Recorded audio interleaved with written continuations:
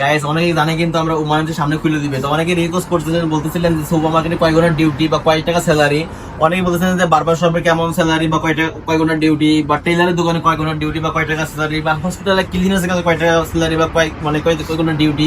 তো অনেকে কিন্তু যারা নতুন ওমানে আসবেন তারা কিন্তু অনেকে কনফিউজ থাকেন যে কোন কাজ পাবেন। তো আমি এই ভিডিওতে আমি কমেন্ট নিব, যারা মানে যে কাজটা আমাকে বলবে যে এই কাজের স্যালারি কত বা কয় ঘন্টার ডিউটি, আমি ওই কাজের নিয়ে একটা ভিডিও বানাবো। তো মানে এই ভিডিওর কমেন্ট থেকে আমি নিবো আর কি। তো সুপার মার্কেটের কাজ কেমন বা মানে অন্য আদার্স কাজগুলো কিরকম হয় ওই বিষয়ে জানানোর চেষ্টা করবো। তারা বাংলাদেশে নতুন আসবেন, কারণ অনেকে কিন্তু যারা নতুন একদম মানে আরব দেশে আসেন আগে পরে তারা কিন্তু অনেকেই জানে না বা কনফিউজ থাকি। আর যারা পুরাতন তারা তো আলাদা সব জানে। তো যারা নতুন আসবেন তাদের জন্য আমি সাজেস্ট থাকবে যে তারা এই ভিডিওতে কমেন্ট করবেন, আমি ওই বিষয় নিয়ে ওই টপিক নিয়ে একটা ভিডিও বানানোর চেষ্টা। আমরা সবাই জানি ওমান ভিসা কিন্তু খুব তাড়াতাড়ি খুলে দিবে। তো আমরা যারা বাংলাদেশে অনেক দীর্ঘদিন অপেক্ষা করে আছে যে ওমানের ভিসা কবে খুলবে এবং কবে ওমানে আসবো, তো আমরা কিন্তু এখন অবশ্য সবাই আছে যে ওমানের ভিসা খুব তাড়াতাড়ি খুলতেছে। আর এই ঘোষণা কিন্তু অলরেডি দিয়ে দিচ্ছে যে ওমানের ভিসা খুব তাড়াতাড়ি খুলবে।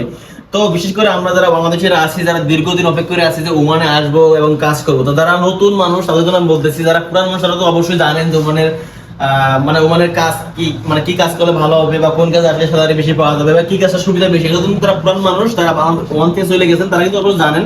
তাদেরকে বলা কিছু নাই। যারা নতুন মানে বাংলাদেশে থেকে ওমানে আসবেন, মানে ওমানের দেশে এসে কাজ করবেন, মানে কি কাজে আসবেন ওই কাজ নিয়ে কনফিউজ আছেন আসলে ওমানে কি কাজে গেলে ভালো হবে এবং কোন কাজটা স্যালারি বেশি পাওয়া যায় বা কোন কাজটা কিন্তু ফিউচার বেশি আসে।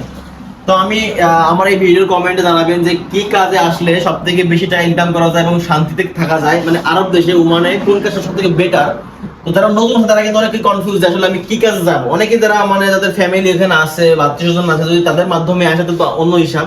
আর যদি দালাল ধরে আসে বা অফার যদি কাউকে মানে কারোর মাধ্যমে আসে, তারা কিন্তু মানে তাদের হিসেবে আলাদা। তো আমি আমার এই কমেন্টে জানাবেন যে আসলে আপনি ওমানে কি কাজের জন্য আসতে চাইতেছেন বা কি কাজে আসবেন। আমি ওই কমেন্ট ধরে আমি অবশ্যই বলার চেষ্টা করবো যে ওই কাজের স্যালারি কত, কয় ঘন্টার ডিউটি এবং এই কাজের মানটা কিরকম, মানে ওমানের ওই কাজের মানটা কিরকম বা সুযোগ সুবিধা কিরকম হইতে পারে, আমি এই বিষয়ে জানানোর চেষ্টা করবো। দ্বিতীয়ত হচ্ছে ওমানের ভিসা তো অবশ্যই খুলে দিবে সামনেই, তো এই সুযোগটা কিন্তু অনেকে কিন্তু অনেক মানুষই কিন্তু এখন মানে আগ্রহী করে আছেন যে আসলে ওমানে কবে যেতে পারবো বা কার মাধ্যমে যাবো। তো আমি রিকোয়েস্ট করবো ভাই, আপনি ওমানে আসার আগে একটু যে কাজে আসবেন ওই কাজটা সিলেক্ট করবেন, দেন ওই কাজের মানে পুরো হিস্ট্রি জানতে হবে আপনাকে, মানে কয় টাকা স্যালারি, কয় টাকা মানে বেতন, দেন কয় ঘন্টা ডিউটি এবং কাজের সুযোগ সুবিধা কি।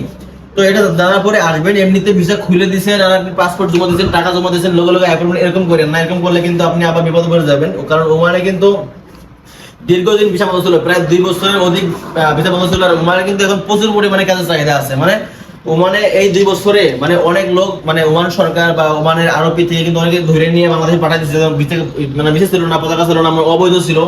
ওই কারণে কিন্তু এখন অনেক প্রতিষ্ঠান বা অনেক জায়গা কিন্তু মানে যেখানে মানুষ কাজ করতে 10 জন, ওখানে এখন 5 জন আছে।